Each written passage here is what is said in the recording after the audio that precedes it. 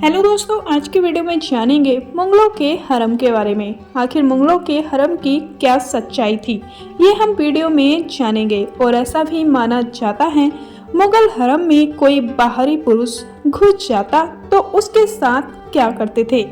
दोस्तों, इस जानकारी के लिए वीडियो के अंत तक जरूर बने रहें और जो न्यू यूजर है प्लीज सब्सक्राइब कर दें। चलो वीडियो शुरू करते हैं। मुगलों की चर्चा होती है तो उनके हरम का भी जिक्र होता है। अरबी शब्द हराम से बने हरम का मतलब होता है पवित्र या वर्जित, जबकि फारसी में हरम का मतलब होता है अभ्याय। मुगल काल में हरम को बहुत खास दर्जा मिला हुआ था। मुगल बादशाह अकबर जब साल 1556 में सल्तनत की गद्दी पर बैठे तो उन्होंने जो सबसे पहले काम किया था वो था हरम को संस्थागत दर्जा देना। उन्होंने हरम के लिए तमाम नियम कायदे बनाए और यहाँ काम करने वाले लोगों के लिए बाकायदे सैलरी तक तय की थी। अकबर ने हरम के लिए अलग से सिक्योरिटी डिपार्टमेंट से लेकर राजस्व, मानव संसाधन और हरम की महिलाओं के लिए मनोरंजन वगैरह की व्यवस्था के सारे नियम कानून इस्लामी मान्यताओं के मुताबिक बनाए गए। इतिहासकार सर थॉमस लिखते हैं कि हरम के अंदर बादशाह के अलावा किसी भी पुरुष को घुसने की इजाजत नहीं थी। हरम के अंदर सिर्फ महिलाएं और हिजड़े रहा करते थे। हिजड़ों को ख्वाजा सार कहा जाता था। यही हरम की सुरक्षा संभाला करते थे। अकबर के काल में हरम की सुरक्षा और पुख्ता की गई और इस बात का पूरा ख्याल रखा गया कि कोई बाहरी शख्स किसी भी सूरत में हरम में दाखिल न हो पाए। हरम ऐसा हिस्सा था जहां किसी भी बाहरी शख्स को किसी सूरत में जाने की इजाजत नहीं थी। इसकी दो वजह थी। पहला, बादशाह की सुरक्षा को ध्यान में रखते हुए और दूसरा, हरम में रहने वाली महिलाएं किसी बाहरी पुरुष से संबंध न बना ले। हरम में 3 लेयर की सुरक्षा व्यवस्था हुआ करती थी। सबसे बाहरी लेयर की सुरक्षा आम सैनिक संभाला करते थे, जिसमें पुरुष सिपाही भी शामिल थे, पर अंदर की सुरक्षा सिर्फ और सिर्फ हिजड़ों को मिलती थी।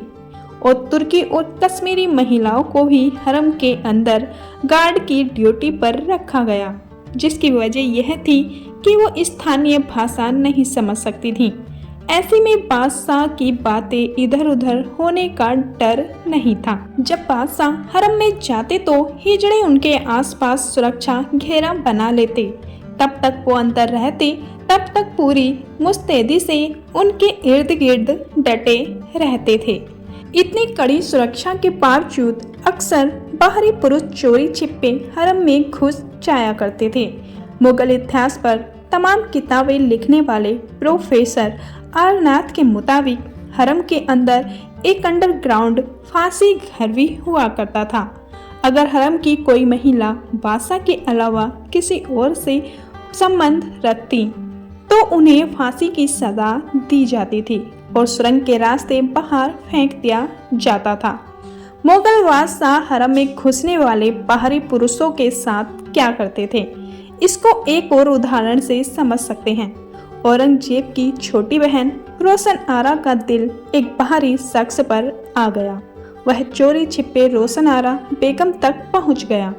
राजकुमारी ने उस युवक को कई दिन तक हरम में छिपा कर रखा था।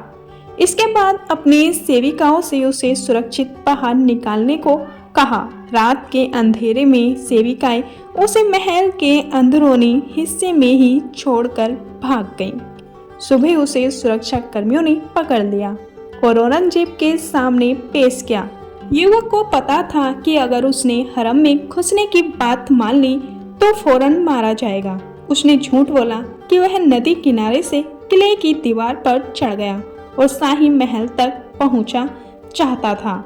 औरंगजेब ने उसे कहा कि वह जिस तरीके से किले के अंदर घुसा था उसी तरीके से नीचे उतरे।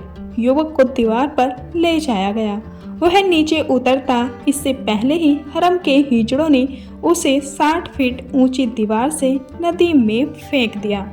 इसीलिए दोस्तों, बाहरी पुरुष को मुगल हरम में घुसना इतना आसान नहीं था।